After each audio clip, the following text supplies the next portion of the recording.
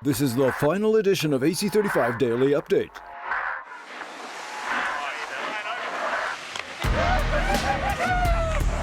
The sport to unprecedented heights, the America's Cup now has a brand new defender and flies off to New Zealand.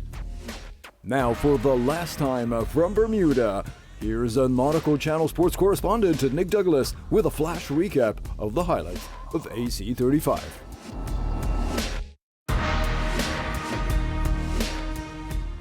Hi Nautical Channel sports fans, this is Nic Douglass, the Sailor Girl in Bermuda for the last time. What an amazing experience the 35th America's Cup has been. Let's look back through a few of the moments from the start all the way to the finish when Emirates Team New Zealand were named the winners. We started off with the Louis Vuitton America's Cup qualifying series. All 6 boats took part. Groupama Team France, Land Rover BAR, Artemis Racing, SoftBank Team Japan, Emirates Team New Zealand, and the Defenders Oracle Team USA. This is the first time we've seen a Defender take part in the qualifying series, and there were bonus points up for grabs, with the winner of the qualifying series, if a challenger, having a bonus point against the Defender in the final, and if the Defender were to win the qualifying series, we would see the challenger start on -1.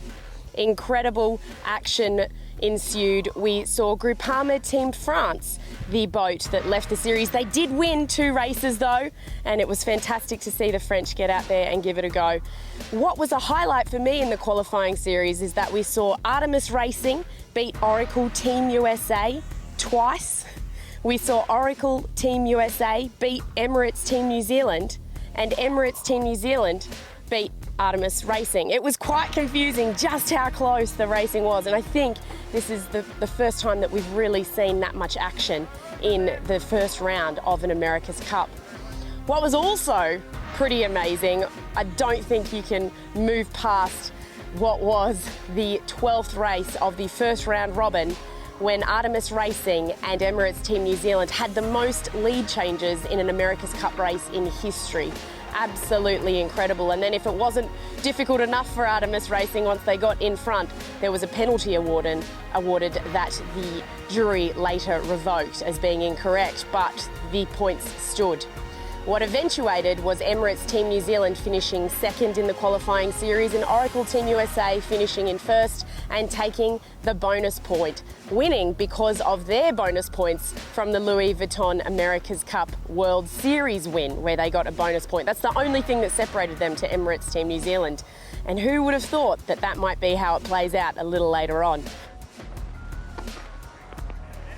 Then we progressed on to the Louis Vuitton America's Cup Challenger Playoff semi-final, where Emirates Team New Zealand chose to take on Land Rover BAR, and SoftBank Team Japan were left to face off against Artemis Racing. Land Rover BAR had damage on day 1, and Emirates Team New Zealand were off to a quick start.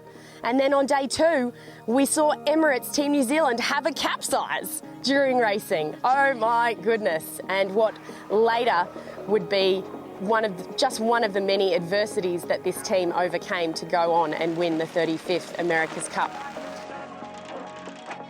Artemis Racing defeated SoftBank Team Japan quite coherently in their semi-final and progressed on to the Challenger final. And eventually we saw Emirates Team New Zealand put away with Land Rover Ben Ainslie Racing. Incredible, incredible action in the semi-final, and definitely some of the highlights of the 35th America's Cup. Moving into the Louis Vuitton America's Cup Challenger Playoff Final, more, I'm going to say chaos for Artemis Racing, when in the lead we saw the skipper Nathan Atteridge go overboard. Add this to the penalty that they had, and now a man going overboard, and Artemis Racing just were not having good luck against Emirates Team New Zealand. That said, Emirates Team New Zealand's boat manoeuvring and momentum was just a step above the rest, and they went on to become the official challenger, winning the Louis Vuitton Challenger Series.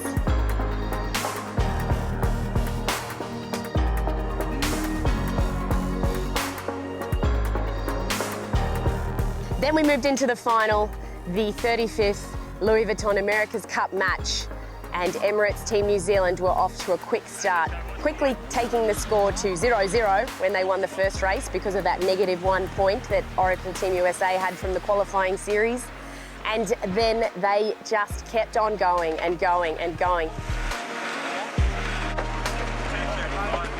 It was 4-1 before we saw Oracle Team USA take a win. They managed to find some speed and make a race of it. But it wasn't to be, with the Kiwis coming out the very next day and taking another 2 races and moving the Cup to match point at 6-1. In what was to be the final race of the Louis Vuitton America's Cup 35th edition, Oracle Team USA got off to a quick start and did everything they could do on the first leg to lead Emirates Team New Zealand around that reaching mark, which they still, statistically, over the course of the entirety of the Cup, were not beaten in a race where they led around that reaching mark. Emirates Team New Zealand were quick to move on their first jibe, and Oracle Team USA were outsailed by the Kiwis, who went on to win in a momentous victory. What is yet to come for AC36? We don't know just as yet, but we do know, as reported yesterday, that CVS with Luna Rossa Challenge will be the official challenger of record. The Royal New Zealand Yacht Squadron has received a challenge from Circolo della Vela, Sicilia. for the 36th America's Cup. The Royal New Zealand Yacht Squadron has accepted that challenge, and CVS has become the challenger of record.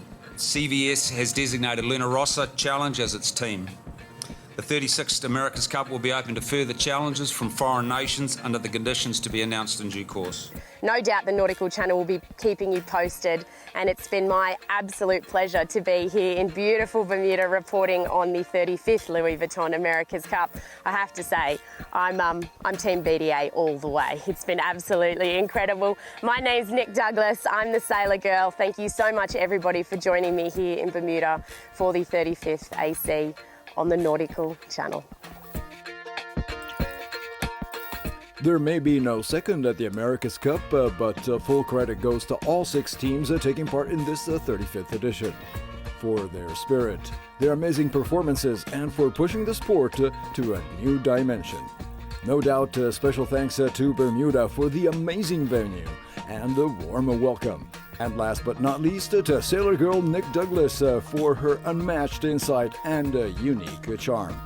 NC Sports, plunge into the action.